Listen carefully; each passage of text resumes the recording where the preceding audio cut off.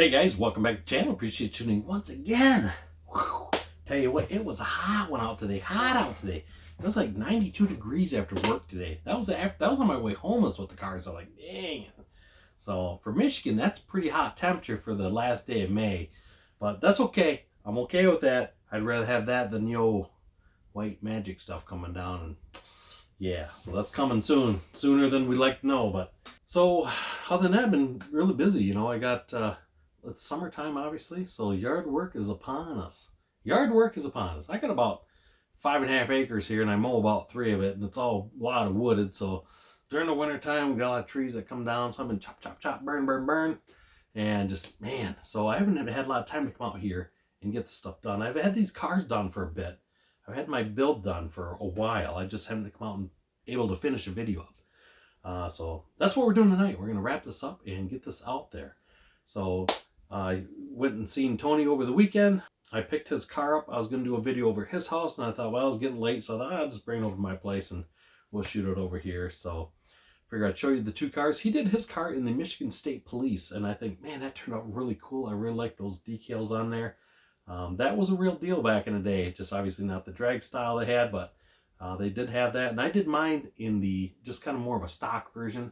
I did put the wheels on mine off in a AMT Trans Am GTA, or I think it was a Firebird GTA kit, the mesh wheels. So my car is painted green, so I did the gold mesh, and I believe those are the same rims you can get out of like the Knight Rider kit, all those kind of things. But the tires for sure come out of that Trans Am kit. Just like the looks of them. So I was going to use the 10-hole wheels that come in the kit. So I still have them on the trees, but man, they had some weird, like the lip around it for the tires. And the tires, they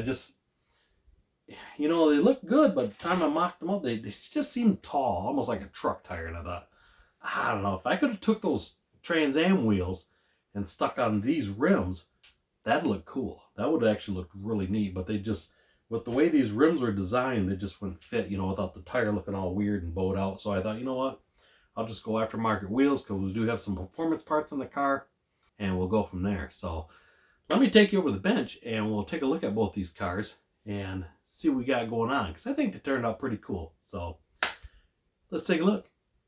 Yeah, so taking a look at a glance, like I say, there's Tony's car that turned out really cool.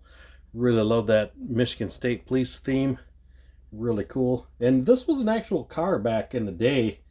Michigan State Police did use something like this. Obviously not the drag version with the cowl hood, but that was a real deal. And we were looking, the police version did not have the molding on the side, which, obviously this wasn't made for that purpose anyways, but it still looks cool.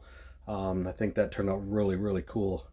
So this car was painted with the MCW dark blue gloss enamel. That is 10007E. So that's what that is painted in. So I think that turned out really, really cool. And the other car, this is the one I did mine in the green. And like I said, I just went for more of the stock version. And like I say, those are those Trans Am wheels. And mine is also painted in the enamel in MCW's dark green metallic. This is a Chrysler color. This is 6753E. Gloss, like I say, enamel. So that turned out pretty nice as well. And I did the stainless exhaust on the back of mine, the stainless tips. And with so we both tinted our windows in them and all that good stuff. So either one of these cars, there's no clear coat or polish on it. We did use some of the Meguiar's Ultra polish just to take off some of the residue from Tony did a little bit of decaling in his, obviously, and I got some decals on mine just to remove some of the water spots, because you guys know how it is trying to remove water spots with just a rag and whatnot. Sometimes that doesn't come off. So I use a little bit of that polish, and I'll tell you what, that stuff takes it right off like it's nothing. Plus it cleans the paint up a little bit. But we didn't sit there and, rub, polish it right out to no end. So I'm going to put these on the turntable, and we'll take a look at these individually. So please hold. Okay, so like I say, this is the version I did. So like I say, that turned out pretty nice. Give you a little spin around on the turntable. I did not tint my lenses or anything like that. Added the Mustang, filled in on the bumper down there. Just put a couple decals in the window, just the Mustang decal, and I did a Motorcraft decal. And same as the front end, I did the Mustang in the center in gold to match the wheels. And we just did the headlights in clear. So yes, that turned out pretty nice.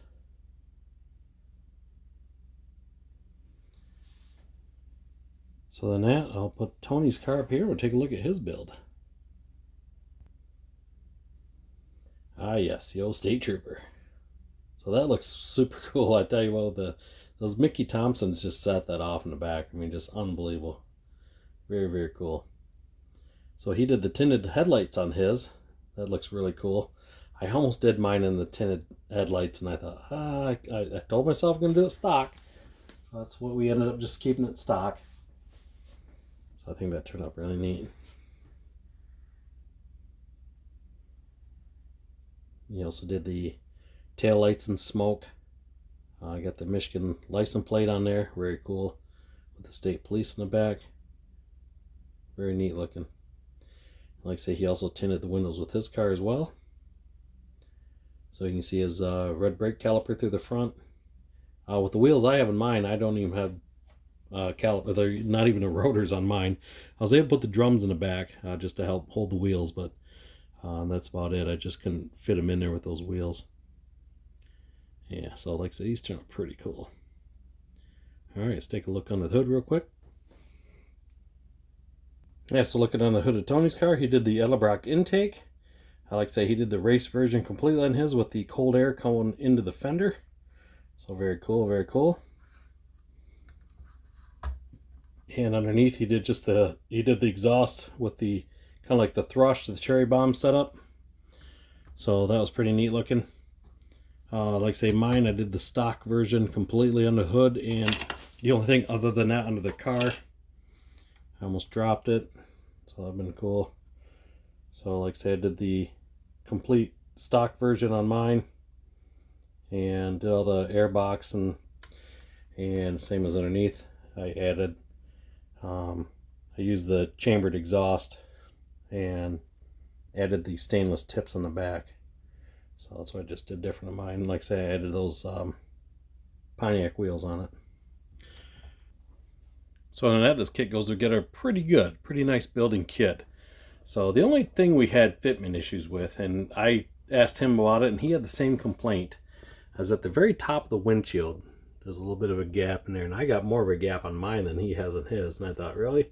And I clamped that thing and clamped it, and tried gluing it. I thought, man, it just does not want to stay. So that's the only issue I had with mine for fitment wise. So other than that, the rest of the kit goes together really nice and all that good stuff. So anyways, so that is our build on these guys. And like I say, I'll show you some little bit of assembly on mine in the video here prior to how I got it to where it's at now and all that good stuff. So Tony, I appreciate you doing the build with me. Really appreciate that, man. And this is actually, I'm going to have to say, this is my actual first buddy build I've done. So, yeah. So that was kind of cool. So it was really neat doing that. And time to get on some of the group builds now. Now we got these out of the way. And I'm going to move on. So, like I say, I'll show you some more clip of this along the way here. And go from there. Alright guys, I think we are done under the hood here. I'm done. I'm spending way more time on this than I want to. So I ended up adding booster hose, the vacuum line, throttle body, ground strap from the back of the block to the firewall. I ended up putting my heater hoses into the firewall. So I added one of my 3D printed starter solenoids, along with battery cables, all that kind of stuff. And I even run the cable down to the starter, just because I thought, well, why not? It's not tucked up like it should be, but it's having a little hard time running it. But that's where we're at. So I'm leaving it. We're done. We're done at that point. So we're getting ready to make the two pieces together here, and we'll see how she turns out from there. So once we get that body on there, we will start trimming it out and call her good. All right. We are getting this bad boy assembled. So we're getting there, So we got our taillights in. So I had my front headlights in because, you know, I don't read the instructions unless I don't know where a part goes. So I had the headlight buckets in, the light assemblies, and you can't put the body on with the lights on. And as I'm looking at that, okay, I see why. I got it. So the reason why is because the back of these stick out too far and it will not clear this core support basically. So once I get that in, I thought, okay, no big deal. I'd pop them back out. It wasn't a big thing. So you get your core support in the back behind there. So I try to put these back in. Well, I mocked them up earlier, and these now don't set in far enough. So I ended up doing is shaving the back of both of these. Ended up shaving those quite a bit to get them to sit back a little further. Yeah, I went through a little bit there, but you'll never see that. Same as here, I poked it just a little bit where the headlight is, a little bit on that lens. Like I say, you'll never see it in there anyways. So not a big deal.